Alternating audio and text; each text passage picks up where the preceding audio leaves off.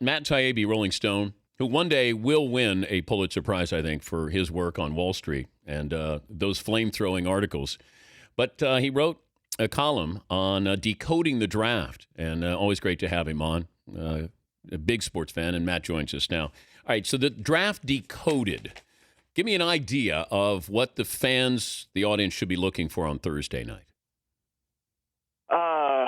Well, I mean, I've spent years. I'm totally obsessed with the NFL draft, like you are, like probably most of your listeners are, and I come up with a bunch of rules for teams that can be successful in the draft. And the first thing I think is you just always pick the guy who falls because he's got a positive weed test.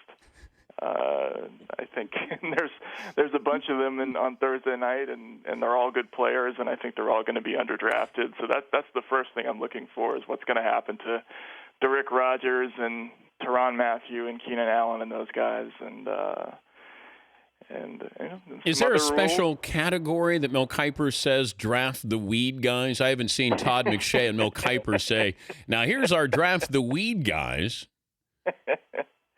Well, they should. I mean, look back. I mean, in pretty much every draft, there's a guy who gets knocked sometime between the combine and the draft for having a positive weed test, and he falls a round or two, and he ends up being, a great football player. Every single year, there's one of these guys. It's Percy Harvin or Randy Moss, Aaron Hernandez, Randy Moss, exactly. Warren Sapp. And my point about that is, if you have a guy who has quote-unquote character concerns, which is another one of those cliches. He beats up his girlfriend, or he's driven a pickup truck into a retirement home, like Jeremy Stevens did once upon a time. You really need to worry about that. But if a guy just likes to smoke weed, he's basically every college kid in America, right? And so I think it's a silly thing that these guys lose their draft status because of that. Eat hams in the first round. What does that mean? This is sort of a new thing. I just think that it's health a-hole measurable stats test, basically. That's what ham stands for. Okay, one by one then. Let's break this down. Hams. I'm just saying that in the first round, the guy should have absolutely zero red flags. There's no reason to pick a person who's had like chronic brain injuries in college, or a spinal problem, or multiple arrests, who got a DUI a week before the combine. Does Manti Te'o have? Is he part of hams? I think so. I think there's a character issue there just because it's a distraction. I mean, the first round is for guys you just don't have any problems with. You don't have to worry about them. I think what makes or breaks most NFL teams is that the bad teams screw up their first round picks. They fall in love with players, and they pick a guy who looks good in 9 out of 10 areas, but he's got that one problem that they decide to overlook because they're just so in love with the player. And the point is, in the first round, you don't have to do that. There are always 32 guys who don't have any blemishes, and you should just pick one of those guys instead of reaching for whoever in the first round. I think Manti Te'o is one of those guys that I just wouldn't touch in the first round. All right, so there's health, and then there's the a-hole portion of this program. Right. Yeah. Exactly. If like the Ryan Leaf thing, if you go to the campus and none of his teammates have anything good to say about him, or he's got a history of throwing bricks or cell phones at his girlfriend, or a pill problem, something like that. Second round on, it's fine to take a chance on a player who's got great talent like that, but not the first in the first round. Yeah, not the first round. The Samoan rule: don't sleep on the Samoans. Yeah, for some reason I went back and looked, and Samoans are just consistently underdrafted, particularly on the defensive side. Even the guys who Samoans and Pacific Islanders, guys like Troy Polamalu should have even gone higher in the first round, Haloti Ngata, but then especially in the middle rounds, guys like Paul Soliai and Domata Pico, Ray Malalaga, who hasn't turned out so great, but he's still a good player. They always, for some reason, drop a little bit. And this year, if you remember early in the process, the kid from Utah, Star Lotulelei, yeah, Lotulelei, yeah. Yeah, he was going to be the number one pick, and now people are talking about him going, 14, 15. Is there an anti-Samoan bias out there, Matt?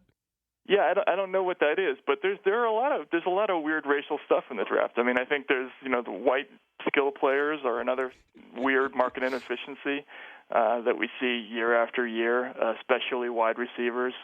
If you just look at the history of it, guys like Welker, Amendola, Eric Decker. And this year there's an obvious one. That kid from Texas A&M, Ryan Swope. Ryan Swope, yeah. Who just tore up the combine. And so you're saying draft the white skill player.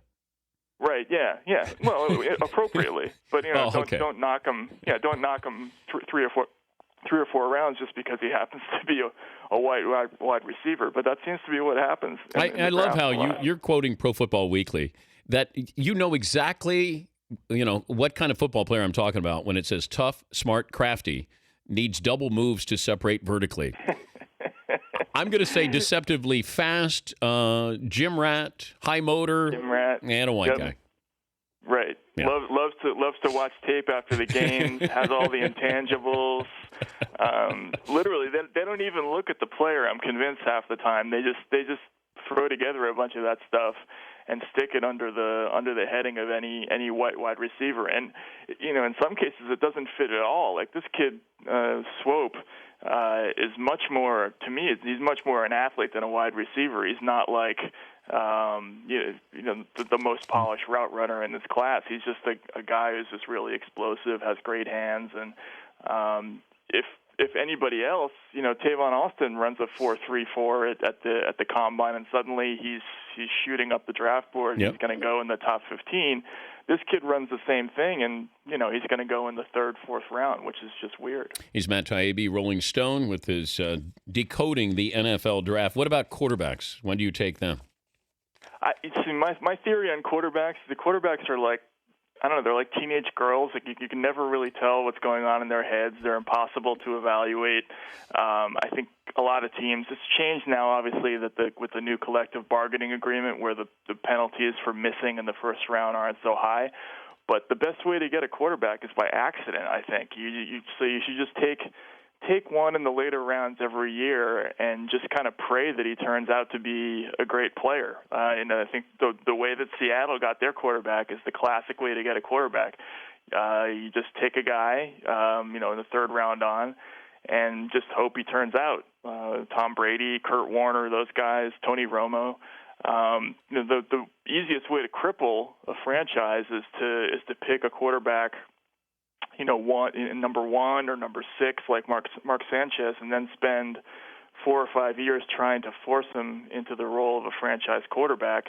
You just don't even bother. Just pick offensive and defensive linemen in the first round, and then get your quarterback by accident. And I liken these scouts, these NFL GMs, to stockbrokers because they're asking you to buy into the stock that they're selling you. They're going to tell. The scouts are going to come back and go, you got to go all in on this guy. You imagine these guys would be fired if they were working on Wall Street and this was their job of saying you got to, because guys miss so badly. Right. These aren't the guys who say buy Google or Apple. They're saying Tim Couch, Cade McNown, Achilles Smith, and you're going, and these guys, that's their job. Amazing. And it's always the quarterbacks where you go, how did you miss so badly on the quarterback?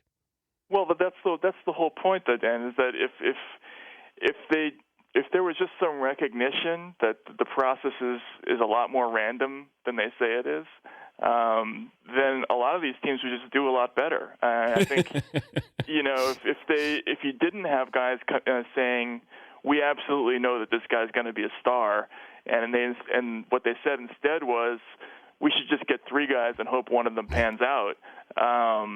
I think a lot of teams like the Cleveland Browns, if you have a perennially losing team, that's the much better way to go, is just to kind of accumulate picks and just let it all shake out and hope for the best. Good to visit with you again. Keep stirring it up. Thanks for joining us, Matt. All right, thanks a lot. All right, Matt Taibbi, Rolling Stone magazine. Not to be confused with Mike Taibbi, his dad. who's a reporter.